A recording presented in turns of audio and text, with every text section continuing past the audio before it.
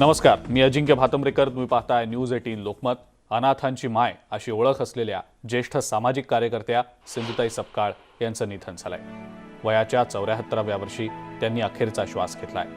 त्यांच्यावर पुण्यातल्या गॅलेक्सी रुग्णालयात उपचार सुरू होते. सिंधुताई सपकाळ यांचं गॅलेक्सी रुग्णालयात हृदयविकाराच्या झटक्यानं निधन झालंय. नेहमी हसत खेळत असणाऱ्या आनंदाचा निखळ झरा ज्यांच्या डोळ्यातनं वाहत असायचा, त्यांच्या निधनानंतर अनेकांनी दुःख व्यक्त केलेलं आहे. त्यांच्या निधनानं निर्माण झालेली पोकळी पुन्हा कधीच भरून येणार नसल्याची खंत अनेकांच्या मनात आहे.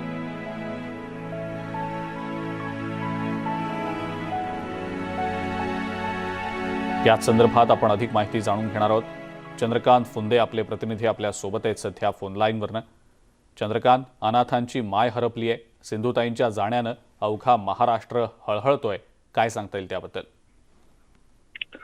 होय, अगदी खरं. सिंधुताई ही फक्त आई नव्हती तर उभ्या महाराष्ट्राची माय होती. जवळपास 1200 अनाथ मुलांना त्यांनी सांभाळलं, लहानाचं मोठं केलं, उभं केलं, त्यांचे संसार उभं केले, अनेकांचे त्यातले लग्नही लावून दिले आणि शेवटी आयुष्याच्या शेवटी त्यांनी मांजरीत आपला एक आश्रम उभा केला होता याच अनाथांसाठी आणि तिथे त्यांचे कार्य अविरतपणे सुरू होतं. अशाच काळात गेल्या वर्षी त्यांना पद्मश्री पुरस्कारानं सन्मानित करण्यात आलं होतं. त्याच वेळेस मी त्यांना भेटलो होतो. त्यांची आपण स्पेशल मुलाखतही घेतली होती. त्याच वेळेस अनाथाची माय मात्र मला थोडी हळवी दिसली.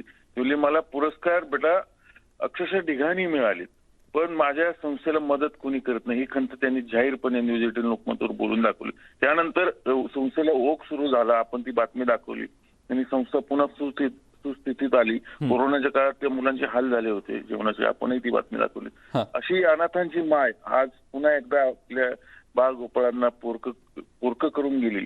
एक मित्र म्हणे एक वादळ शांत झालं. सिंधुताई एक व्यक्तिमत्व नव्हतं, ते एक वादळ होतं. चंद्रकांत, शासकीय इतमामात आज त्यांच्यावर अंत्यसंस्कार केले जाणार आहेत, त्याबद्दल नेमकं काय सांगा? आज रात्रीच त्यांचं पार्थिव मांजरे येथील त्यांच्या आश्रमात नेण्यात आलेलं आहे. तिथं दर्शन दिलं जाईल, अंत्यदर्शन. सगळे, कारण आपल्याला माहिती सगळे ती सिंधुताईंची अनाथ मुलं सगळी तिथं दर्शनासाठी येतील. इतर आप्तेष्ट, चाहते किंवा सगळे मान्यवर येतील. त्यानंतर 12 वाजता ठोसर पाकामध्ये शासकीय इतमामात स्वतः मुख्यमंत्र्यांनीच तसे निर्देश दिलेले आहेत प्रशासनाला, त्यांच्यावर अंत्यसंस्कार करण्यात येतील. बिलकुल चंद्रकांत, आणि अनेक दिग्गजांनी, राजकीय नेते असतील किंवा महत्त्वाच्या व्यक्ती असतील, त्यांनी सिंधुताईंना आदरांजली वाहिली आहे, श्रद्धांजली वाहिली आहे. चंद्रकांत, त्याबद्दल काय सांगाल? निश्चित सर्वांनी सिंधुताईंच्या कार्याचा आढावा घेतलेला आहे. पुन्हा एकदा सिंधुताईंचं कार्य किती मोठं होतं. म्हणजे त्या फक्त समाजसेवक नव्हते, ते महाराष्ट्राची माय होते. ह्या सगळ्यांनी अगदी मुख्यमंत्र्यांपासून उपमुख्यमंत्री, विरोधी पक्षनेते, सगळ्याच राजकीय नेत्यांनी त्यांच्या कार्याला आढावा दिला आणि शोक व्यक्त केला, हळहळ व्यक्त केली. बरेचसे मान्यवर कदाचित दर्शनही घ्यायला तिथे येतील आज. आणि हा महाराष्ट्र अक्षरशः दुःखात बुडालेला आहे सिंधुताईंच्या जाण्यानं, हे वादळ शांत झाल्यानं. आज दिवसभर त्यांचं पार्थिवाला नंतर आज अंत्यदर्शन झाल्यानंतर अंतिम निरोप दिला जाईल त्यांना. तेव्हाही अनेक मान्यवर उपस्थित राहतील. पण कोरोना आहे त्यामुळे प्रशासन नेमकं किती परवानगी देते, कसं देते तेही पाहावं लागेल. बिलकुल चंद्रकांत, धन्यवाद. सविस्तर माहिती आपण दिली त्याबद्दल. अनेक महत्त्वाच्या व्यक्तींनी, राजकीय नेत्यांनी सिंधुताईंना आदरांजली वाहिली आहे, श्रद्धांजली वाहिली आहे. पंतप्रधान नरेंद्र मोदी यांनी सुद्धा ट्विट केलेलं आहे. मुख्यमंत्री उद्धव ठाकरे यांनी सुद्धा ट्विट केलंय. उद्धव ठाकरे यांनी सिंधुताईंच्या निधनानं शोक व्यक्त केलाय. सिंधुताई यांच्या निधनाची बातमी धक्कादायक आहे. आईच्या ममतेनं हजारो अनाथांचा सांभाळ करणारी ती मातृदेवताच होती. त्यांच्या अचानक जाण्यानं समाजसेवेतील एक प्रेरणादायी व्यक्तिमत्व आपल्यातनं हरपलंय. ज्येष्ठ सामाजिक कार्यकर्त्या पद्मश्री सिंधुताईंना भावपूर्ण श्रद्धांजली या आशयाचं ट्विट उद्धव ठाकरे यांनी केलेलं आहे. शरद पवारांनी सुद्धा ट्विट करत सिंधुताईंना श्रद्धांजली वाहिली आहे. ज्येष्ठ समाजसेविका पद्मश्री सिंधुताई सपकाळ यांचं अकाली निधन चटका लावणार आहे. अनाथ मुलांसाठी मायेची सावली धरणाऱ्या सिंधुताईंनी उभं केलेलं सामाजिक कार्य अनेक पिढ्यांना मार्गदर्शक ठरेल. त्यांना भावपूर्ण श्रद्धांजली. केंद्रीय मंत्री नितीन गडकरी यांनी देखील ट्विट करत सिंधुताईंना आदरांजली वाहिली आहे. अनाथांची माय अशी ओळख असलेल्या सिंधुताई सपकाळ यांच्या निधनाची बातमी समजली. त्यांना माझी भावपूर्ण श्रद्धांजली. पद्मश्री पुरस्कारानं सन्मानित सिंधुताईंनी अनेक खडतर प्रसंगांना तोंड देत हजारो अनाथ मुलांचा सांभाळ केला, असं नितीन गडकरी यांनी आपल्या ट्विटमध्ये म्हटलंय. पंतप्रधान नरेंद्र मोदींनी सुद्धा सिंधुताई सपकाळ यांना श्रद्धांजली वाहिली आहे. सिंधुताई सपकाळ या त्यांनी केलेल्या सामाजिक कार्यासाठी कायम स्मरणात राहतील. त्यांच्या प्रयत्नांमुळे अनेक अनाथ मुलं चांगलं जीवन जगू शकली. त्यांनी उपेक्षित समाजासाठी मोठं काम केलंय. त्यांच्या निधनामुळे दुःख झालं. त्यांचे कुटुंबीय आणि चाहत्यांसोबत माझ्या संवेदना आहेत, असं ट्विट पंतप्रधानांनी केलेलं आहे. राज्यपाल भगतसिंह कोश्यारी यांनी सुद्धा ट्विट केलंय. सिंधुताई सपकाळ यांच्या निधनाचं वृत्त ऐकल्यानंतर अतिशय दुःख झालं. स्वतःच्या जीवनात अतिशय विपरीत परिस्थिती येऊन देखील सिंधुताईंनी स्वतःला सावरलं आणि पुढे त्या हजारो अनाथ मुलामुलींच्या आई होऊन त्यांचं जीवन त्यांनी सावरलं. वात्सल्यमूर्ती सिंधुताई यांच्या निधनानं असंख्य लेकरं पोरकी झालेली आहेत. या महान मातेला भावपूर्ण श्रद्धांजली अर्पण करतो. परमेश्वर दिवंगत आत्म्यास आपल्या श्री चरणांजवळ स्थान देवो आणि त्यांच्या सर्व लेकरांना हे दुःख सहन करण्याचं सामर्थ्य देवो ही प्रार्थना करतो, अशा आशयाचं ट्विट राज्यपालांनी केलेलं आहे.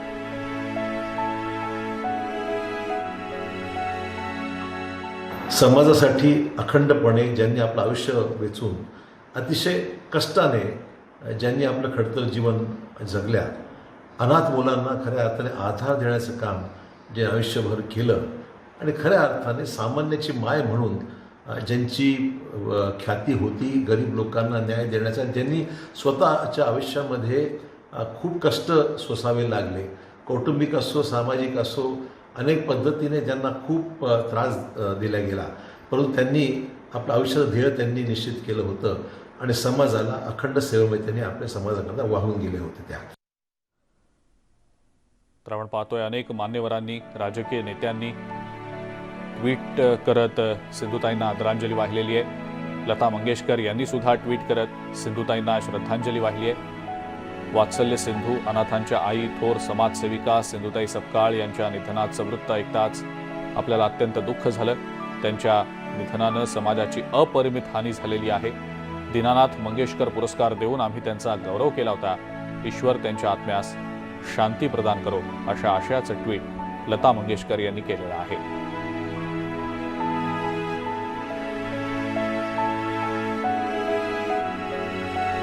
सिंधुताईंचा जीवन प्रवास आपण आपल्या स्क्रीनवर सध्या पाहतो आहोत. 14 नोव्हेंबर 1947ला त्यांचा जन्म झाला. वर्ध्यातली नवरगाव ही त्यांची जन्मभूमी. अनाथ मुलांसाठी उल्लेखनीय काम सिंधुताईंनी आपल्या आयुष्यभर केलं. 2021ला पद्मश्री पुरस्कारानं त्यांचा सरकारनं सन्मान केला. हजारो अनाथ मुलांच्या त्या आई बनल्या.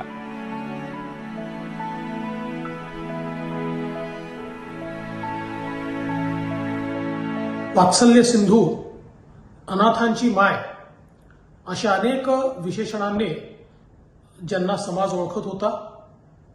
नुकतंच ज्यांना भारत सरकारने पद्मश्री पुरस्काराने सन्मानित केलं होतं, अशा खऱ्या अर्थानं मातृतुल्य सिंधुताई सपकाळ यांच्या निधनाने एक खूप मोठी पोकळी तयार झाली आहे. अनाथांकरता त्या केवळ मायाच नव्हत्या, तर अनेक महिलांकरता त्या प्रेरणा होत्या. अगदी आयुष्यामध्ये आयुष्य संपवण्यापासनं तर वात्सल्य सिंधू अनाथांची माय बनण्यापर्यंत हा जो त्यांचा प्रवास होता, थक्क करणारा प्रवास होता. यानंतर पुढच्याही काही महत्त्वाच्या बातम्या आपण बघूया. देशामध्ये कोरोना रुग्णसंख्येत पुन्हा एकदा वाढ होऊ लागलेली आहे. गेल्या 24 तासात 37,379 नव्या कोरोना बाधितांची नोंद झाली आहे. काल कोरोनामुळे दिवसभरात 124 रुग्णांचा मृत्यू झालाय. तर राज्यातही कोरोना रुग्णांच्या संख्येत मोठी वाढ झाली आहे. राज्यात कोरोनाचे 18,466 नवे रुग्ण आढळलेले आहेत. तर 20 कोरोना बाधितांचा मृत्यू झालाय. मुंबईत सुद्धा कोरोना बाधितांची संख्या वाढताना दिसतेय. मुंबईत दिवसभरात कोरोनाच्या 10,860 नव्या रुग्णांची नोंद झाली आहे, तर 2 रुग्णांचा कोरोनामुळे मृत्यू झालाय.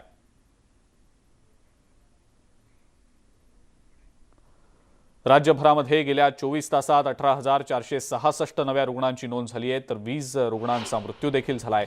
राज्यातली ॲक्टिव्ह रुग्णसंख्या ही 66,308 इतकी आहे, तर राज्यातली ओमायक्रॉन बाधित रुग्णांची संख्या आता वाढून 653 वर गेलेली आहे.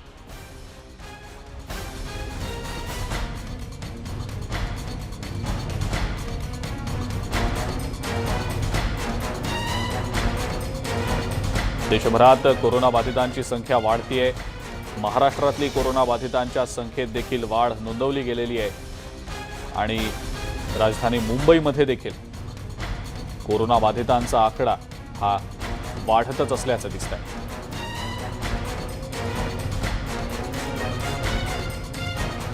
वाढत्या कोरोना प्रादुर्भावाच्या पार्श्वभूमीवर राज्यात आता नवे निर्बंध लागण्याची शक्यता आहे. आज सकाळी राज्यासाठी नवे निर्बंध जाहीर केले जाणार असल्याचं उपमुख्यमंत्री अजित पवार यांनी म्हटलेलं आहे. तर मुंबई आणि ठाण्यापाठोपाठ पुण्यात सुद्धा 1ली ते 8वी पर्यंतच्या शाळा बंद करण्याचा निर्णय घेतला गेला आहे. मास्क नसेल तर 500 रुपये दंड आणि थुंकणाऱ्यांना 1,000 रुपये दंड ठोठावण्यात येणार आहे. तर यासोबतच कापडाचे किंवा डिझायनर मास्क वापरू नका असंही अजित पवार यांनी म्हटलेलं आहे.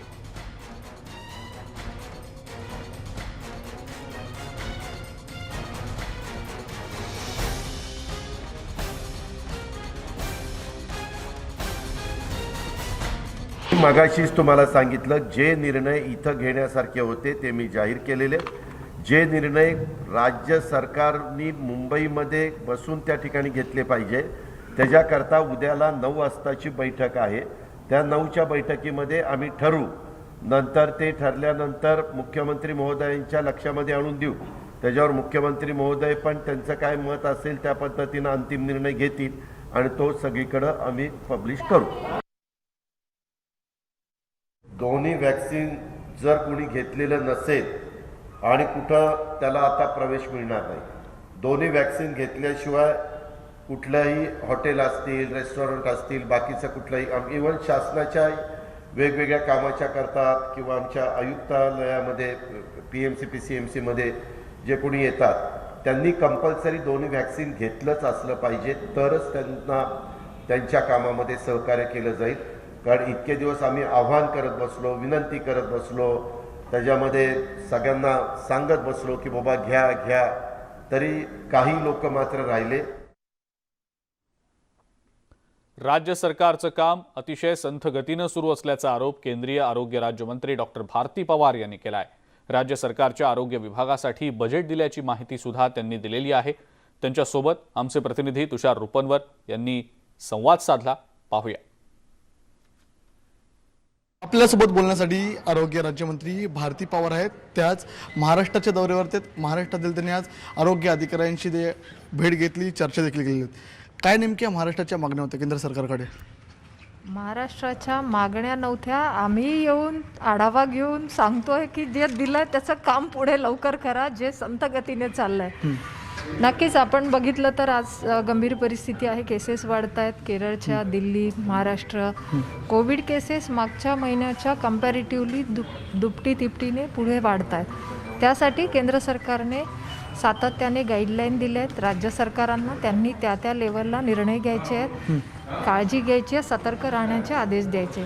तुम्ही आरोग्यमंत्री राजेश टोपे यांना, अमित देशमुख यांना बोलवलं होतं बैठकीला, मात्र ते येऊ शकले नाहीत. याबद्दल काय सांगाल? नाही, मागच्या आठवड्यात ऑफिशियल ईमेल पण आला, माझं बोलणं झालं, परंतु माननीय राजेशजींना आणि माननीय देशमुख साहेबांना मीटिंग असल्या कारणाने ते आले नाही. परंतु अधिकारी आले, त्यात आढावा चांगला झाला आणि आम्ही सगळे सहकार्याने काम करत आहोत. परंतु तरी देखील केंद्र सरकारने ECRP1, ECRP2, NHM या माध्यमातून खूप मोठ्या प्रमाणात महाराष्ट्राला असेल इतर राज्यांना चांगला निधी दिला आहे आणि आमचं म्हणणं आहे की ते निधीचा वापर करून खालचं हेल्थ इन्फ्रास्ट्रक्चर चांगलं झालं पाहिजे.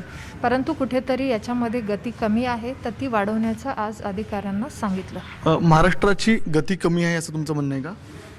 हेल्थ इन्फ्रास्ट्रक्चरसाठी जे बजेट दिलं होतं त्याच्या कामाची गती कमी आहे. याच्यासाठी स्वतः केंद्रीय मंत्री मनसुखभाई मांडवियाजी यांनी देखील 2 दिवसापूर्वी सगळ्या राज्याच्या हेल्थ मिनिस्टरची VC द्वारे मीटिंग घेतली होती. तेव्हा देखील त्यांनी स्पष्ट आदेश दिले की ECRP 2चं बजेटचं जे काम असेल, मग ते पीडियाट्रिक युनिट असतील, जिल्ह्यामध्ये ड्रग्सचे अवेलेबल आहेत की नाही, ICU बेड्स, ऑक्सिजन बेड्स, ते ही सगळी व्यवस्था त्या जिल्ह्यात त्या ठिकाणी झाली आहे की नाही. परंतु आजच्या आढाव्यामध्ये कुठेतरी काही ठिकाणी आपली गती कमी आहे, ती वाढवण्याचे आदेश दिलेत. ओमायक्रॉनचे जे रुग्ण वाढतात तर ही भारतामध्ये सुरू झालेली तिसरी लाट आहे असं आपल्याला म्हणावं लागेल का? मागच्या ज्या आपल्या लाटेच्या संख्या आहेत, ज्या आपण म्हणालात, तर आता ही संख्या मागच्या महिन्यापासून ओमायक्रॉनची जी सुरुवातीचे रुग्ण होते 4-5, आज ती गेली आहे 2000वर. तर भविष्यात हे जास्त वाढू नये, कारण हा ओमायक्रॉन हा फास्ट होणारा पसरणारा इन्फेक्शियस आहे, परंतु माइल्ड पण आहे तो. म्हणून पॅनिक होऊ नका, परंतु सतर्क राहा, एवढंच आम्ही म्हणू. केंद्र सरकारचं लक्ष आहे, केंद्राची कुठली मदत हवी आहे का यासाठी केंद्रीय पथक पण जातात, तिथल्या राज्य सरकारांबरोबर चर्चा करतात आणि पूर्णपणे मदत करतात. ओके, धन्यवाद ताई. तुम्ही न्यूज 18 लोकमतशी बोलल्या संदर्भात. व्हिडिओ जर्नलिस्ट गणेश काळेसह मी तुषार रुपनवर, न्यूज 18 लोकमत, मुंबई.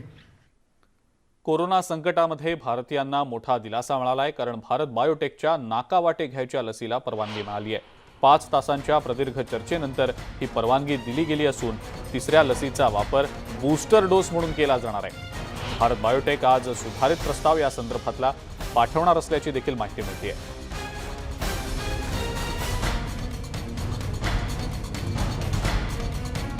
सकाळच्या बातम्यांमध्ये वेळ झाली एका ब्रेकची. बघत रहा न्यूज 18 लोकमत.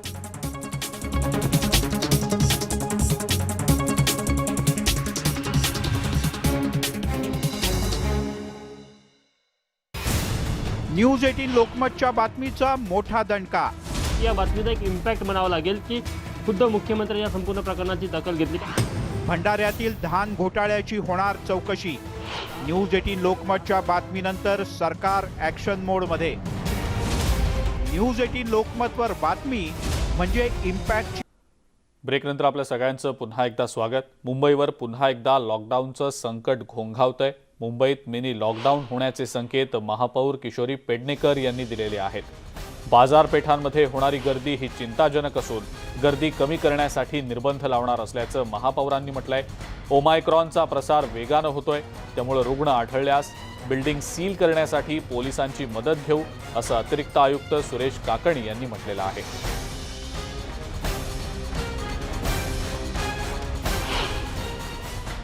आयुक्तांनी इक्बाल चहल सरांनी आज क्लिअर सर्व पेपरमध्ये आलेलं आहे की त्यांनी सांगितलं आहे 20,000चा जर आकडा क्रॉस झाला तर मात्र काही ठिकाणी मिनी लॉकडाऊन किंवा लॉकडाऊन करावं लागेल. आणि मला हीच विनंती आपल्या माध्यमातून लोकांना करायची आहे. लोक भरभरून लिहितात की आम्हाला नकोच आहे, कोणालाच नको आहे, लॉकडाऊन नकोच आहे. मुंबईमध्ये कोविड वाढत आहे. काली 8,000 केस होते, आज कदाचित 10,000चा आकडा सुद्धा क्रॉस होऊ शकेल. आपलं पॉझिटिव्हिटी रेट सुद्धा वाढत आहे, कारण परदेशातून येणारे नागरिक आहेत किंवा बाकी सोशलायझेशनचे इव्हेंट्स आहेत आणि बाकीच्या गोष्टी आहेत, यामुळे कोविड वाढतो आहे. ओमायक्रॉनचा सुद्धा मागच्या वेळेस आपण जेव्हा आढावा घेतला होता त्यावेळेस 55% लोकांना ओमायक्रॉनची बाधा झालेली आढळलेली आहे. सुदैवाने ही संख्या जरी वाढत असली तरी 90% किंवा 90%च्या आसपास ही असिम्प्टमॅटिक पेशंट्स आहेत. आणि या सगळ्या महत्त्वाच्या बातम्यांसोबतच सकाळच्या बातम्यांमध्ये वेळ झाली इथंच थांबण्याची. ताज्या बातम्या आणि अपडेट्ससाठी बघत राहा फक्त न्यूज 18 लोकमत.